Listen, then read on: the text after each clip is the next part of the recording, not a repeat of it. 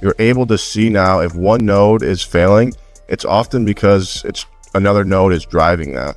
And now with the amount of money that we're seeing influxed into young athletes with college football, does a financial piece need to be a part of that node that's not only setting them up for success when they're playing on the field, but also setting them up for success once they leave that university?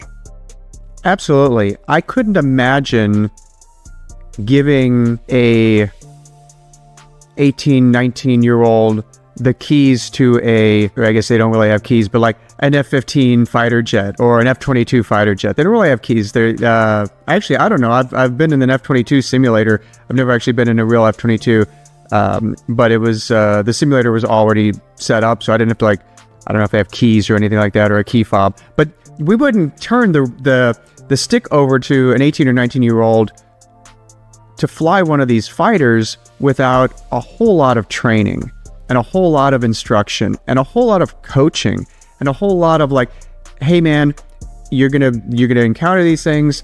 I've got your back. I'm a phone call away. We wouldn't do that, right? But we do that with their finances. Well, all right, there you go. And sometimes they've gone from situations with very little money, very little wealth, very little income, to now with NIL, perhaps a substantial amount more. So this concept of we're just going to turn it over to these kids just seems to not make very much sense to me. So I would love to see that aspect being taught, but it has to be taught in a couple different ways. There's different levels. The first thing I think we should do is basic financial literacy, right? The concept of don't spend more than you make.